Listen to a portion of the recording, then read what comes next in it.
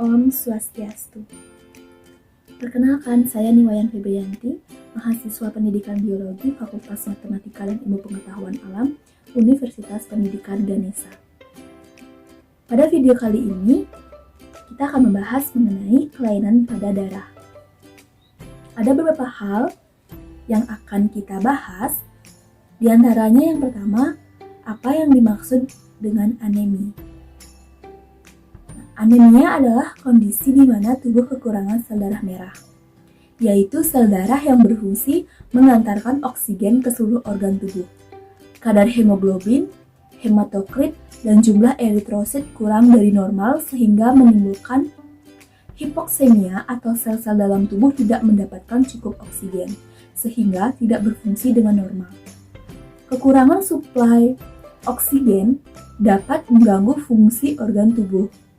Nah, massa eritrosit dan atau massa hemoglobin yang beredar tidak dapat memenuhi fungsinya untuk menyediakan oksigen bagi jaringan tubuh. Kemudian, yang kedua, macam-macam penyakit anemi. Yang pertama yaitu anemi defisiensi besi. Nah, anemia defisiensi besi merupakan jenis anemia yang paling umum terjadi. Kondisi ini terjadi akibat tubuh kekurangan zat besi, yaitu komponen penting dalam pembentukan sel darah merah. Yang kedua, anemia defisiensi vitamin B12 dan folat. Tubuh membutuhkan vitamin B12 dan folat atau vitamin B9 untuk membuat sel darah merah baru. Kekurangan salah satu atau kedua vitamin tersebut bisa menyebabkan anemia defisiensi vitamin B12 dan folat. Yang ketiga, anemia hemolitik. Nah, anemia hemolitik terjadi saat kerusakan sel darah merah terjadi lebih cepat daripada kemampuan tubuh untuk menggantinya dengan sel darah sehat yang baru. Yang keempat, anemia aplastik. Anemia aplastik merupakan anemia yang perlu diwaspadai karena beresiko tinggi mengancam nyawa. Kondisi ini terjadi saat tubuh tidak dapat menghasilkan sel darah merah dalam jumlah cukup akibat gangguan di sumsum tulang, yaitu produsen sel darah di dalam tubuh. Hal yang ketiga, faktor penyebab dari masing-masing jenis anemia. Yang pertama, anemia defisiensi besi disebabkan oleh pola makan rendah zat besi, kehamilan, pendarahan kronis seperti akibat luka di saluran cerna atau menstruasi, kemudian gangguan penyerapan zat besi, efek samping obat-obatan, hingga penyakit tertentu seperti kanker, radang, usus, dan miom. Kondisi umumnya ditangani dengan konsumsi suplemen zat besi dan menjalani pola makan tinggi zat besi. Selain itu, penyebab anemia defisiensi besi juga perlu diatasi. Kemudian anemia defisiensi vitamin B12 dan folat. Jenis anemia ini dapat terjadi akibat pola makan rendah kandungan kedua vitamin tersebut. Selain itu, anemia kekurangan vitamin juga bisa terjadi karena tubuh sulit atau gagal menyerap folat ataupun vitamin B12. Kondisi ini juga disebut anemia pernisiosa. Penanganan anemia ini umumnya berupa perubahan pola makan, serta pemberian suplemen vitamin B12 dan asam folat untuk mencukupi kebutuhan tubuh akan kekurangan asupan tersebut. Yang ketiga yaitu anemia hemolitik. Anemia hemolitik disebabkan oleh eritrosit abnormal kebanyakan akibat faktor keturunan. Contoh dari anemia hemolitik yaitu spherositosis herediter, yaitu eritrosit sangat kecil dan bentuknya sferis. Kemudian anemia sel bulan sabit, eritrosit mengandung Hb abnormal, yaitu HbS. Apabila HbS berhubungan dengan oksigen rendah, maka Hb akan mengkristal dan mengendap, kemudian memperpanjang bentuk sel sehingga berbentuk bulan sabit. Eritrosit ini mudah rapuh dan menyebabkan anemia parah. Thalassemia. Nah, sel-sel tidak mampu membentuk rantai polipeptida alfa dan beta untuk membentuk Hb, sehingga sintesis Hb menjadi tertekan.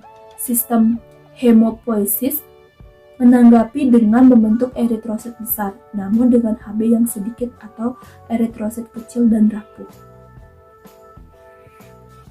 Kemudian terdapat erythroblatosis fetalis, terjadi apabila janin dalam kandungan memiliki resus positif sedangkan ibu memiliki resus negatif, sehingga antibodi dalam resus negatif akan menyerang resus positif. Hal ini dapat menyebabkan fetus menjadi rapuh dan bayi yang dilahirkan akan menderita anemia parah. Kemudian yang keempat, anemia aplastik. Kondisi ini terjadi saat tubuh tidak dapat menghasilkan sel darah merah dalam jumlah cukup akibat gangguan di sumsum tulang, yaitu produsen sel darah di dalam tubuh. Anemia aplastik dapat diturunkan dari orang tua, namun bisa juga terjadi akibat infeksi. Efek samping obat-obatan, penyakit autoimun, terapi radiasi pada kanker, serta paparan zat racun. Kondisi ini umumnya diatasi dengan pemberian antibiotik dan antivirus. Jika terdapat infeksi, transfusi darah, transplantasi sumsum tulang, atau pemberian obat penekanan daya tahan tubuh. Keempat, korelasikan faktor penyebab anemi dengan cara pencegahannya. Cara pencegahan anemi yang pertama mencukupi asupan zat besi, asam folat, dan vitamin B12 yang berasal dari daging-dagingan, susu dan olahannya, sayuran dan buah-buahan yang berperan dalam pembentukan eritrosit. Mencukupi asupan vitamin C dan kalsium untuk menyerap zat besi. Hindari merokok dan minum minuman beralkohol. Membatasi kafein karena kafein mengganggu proses penyerapan zat besi. Kemudian yang kelima, bagaimana cara mengobati anemia? Nah, untuk pengobatan anemia, jadi metode pengobatan anemia tergantung pada jenis anemia yang diderita. Perlu diketahui, pengobatan bagi satu jenis anemia bisa berbahaya bagi anemia jenis yang lainnya. Oleh karena itu, biasanya dokter tidak akan memulai pengobatan sebelum mengetahui penyebabnya dengan pasti. Di sini beberapa contoh pengobatan anemia atau obat kurang darah berdasarkan jenisnya adalah anemia akibat kekurangan zat besi. Nah, kondisi ini diatasi dengan mengkonsumsi makanan dan suplemen zat besi. Pada kasus yang parah diperlukan transfusi darah. Kemudian anemia pada masa kehamilan. Kondisi ini ditangani dengan pemberian suplemen zat besi, vitamin B12, dan asam folat yang dosisnya ditentukan oleh dokter. Kemudian anemi akibat pendarahan. Kondisi ini diobati dengan menghentikan pendarahan. Bila diperlukan, dokter juga akan memberikan suplemen zat besi ataupun transfusi darah. Anemi aplastik, pengobatannya adalah dengan transfusi darah untuk meningkatkan jumlah sel darah merah atau transplantasi atau cangkok sumsum tulang bila sumsum tulang pasien tidak bisa lagi menghasilkan sel darah merah yang sehat. Kalau terdapat anemi hemolitik, pengobatannya dengan menghentikan konsumsi obat yang memicu anemia hemolitik, mengobati infeksi, mengkonsumsi obat-obatan imunosupresan, atau pengangkatan limpa. Kemudian anemi akibat penyakit kronis. Nah, kondisi ini diatasi dengan mengobati penyakit yang mendasarinya. Pada kondisi tertentu, diperlukan transfusi darah dan suntik hormon erythropoietin untuk meningkatkan produksi sel darah merah. Dan anemia selsabit. Nah, kondisi ini ditangani dengan suplemen zat besi dan asam folat, cangkok sumsum tulang, dan pemberian kemoterapi seperti hidroxyuren. Di dalam kondisi tertentu, dokter akan memberikan obat pereda nyeri dan antibiotik.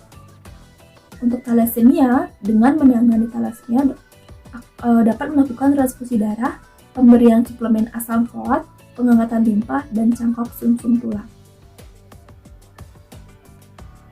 Kemudian hal yang keenam, apa yang dimaksud dengan leukemia dan apa yang menyebabkan leukemia?